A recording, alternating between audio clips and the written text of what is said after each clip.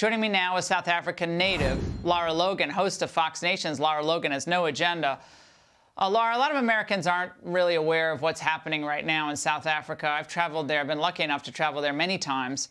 And I've seen this kind of deterioration over the last really 10 or 12 years since I first, or maybe longer, 15 years since I've been going there. What do we need to know about this?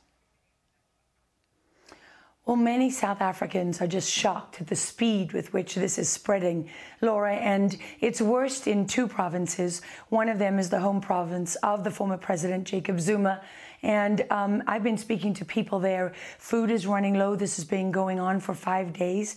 And the stores are burning down. There's no milk. There's no bread. And people are not allowed to have any fuel for their cars. So this is a particularly distressing situation for many, many people there, with so many killed at this point. People are asking, where's the police? Where is the army? And while they are going to deploy more soldiers, there are very worrying reports now of this becoming, of a racial element being introduced into this. There's an Indian community that live just outside of Durban, where Jacob Zuma is from, and there have been a number of reports that are fanning the flames of racial tension and violence there. And what you start to see is some of the echoes of, you know, critical race theory and the woke agenda that have proliferated all over the world. We're paying the price now for big tech and Facebook and all these people who are able to really set the agenda in any country that they want, and where people can spread this message and spread this divisive politics. And South Africa is no exception.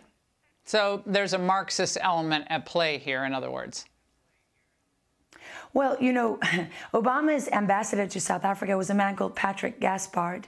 And when Obama's term ended and he came home, he became the president of the Open Society Foundation, George Soros's foundation. Yeah, and I know.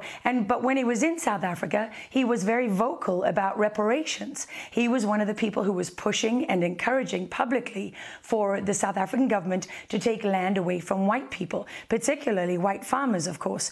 30,000 white farms in South Africa feed those people, and they feed other people across Southern Africa. And so when you take that land away and it's not used to farm anymore, you starve your people.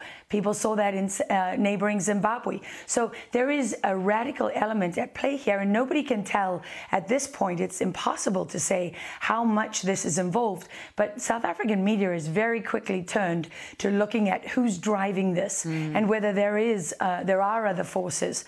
And, you know, there are eerily similar echoes here. There's a whole ideology that goes along with open society and all these affinity groups about turning a moment into a mass movement or a revolution.